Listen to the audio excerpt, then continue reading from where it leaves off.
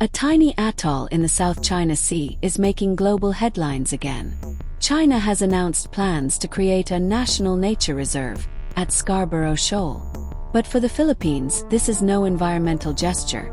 It's seen as a direct challenge to sovereignty and a flashpoint that could drag in the United States.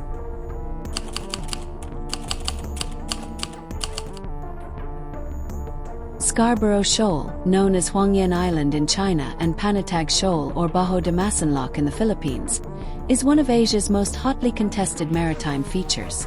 It lies just 200 kilometers off the Philippine coast, inside Manila's exclusive economic zone.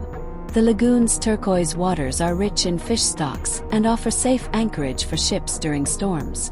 But more than that, its location is strategic, right in the middle of shipping lanes that carry over $3 trillion of global trade every year.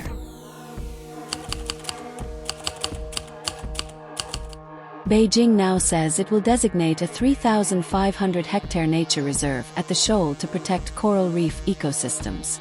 But the proposed zone lies near the only major entrance to the lagoon, raising fears that access for Filipino fishermen could be restricted.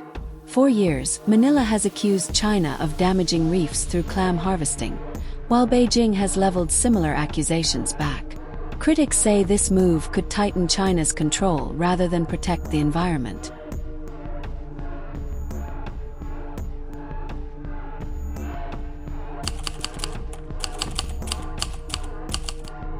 In reality, Scarborough Shoal has been under Chinese control since 2012, after a tense naval standoff. Chinese Coast Guard and fishing vessels now dominate the area. A 2016 international arbitration ruling backed the Philippines, declaring Beijing's blockade illegal. But sovereignty was not settled, and China ignored the verdict, keeping its grip on the atoll.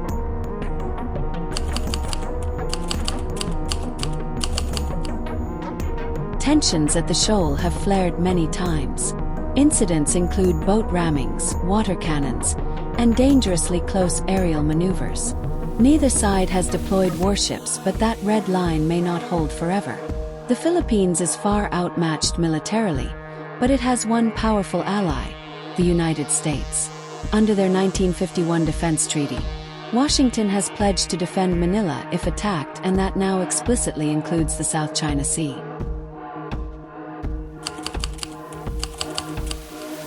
Chinese analysts defend the plan as ecological protection, saying it strengthens Beijing's governance. But Philippine experts warn it's a ploy, a way to justify arrests of fishermen and consolidate control. They argue that this so-called nature reserve is less about coral and more about power.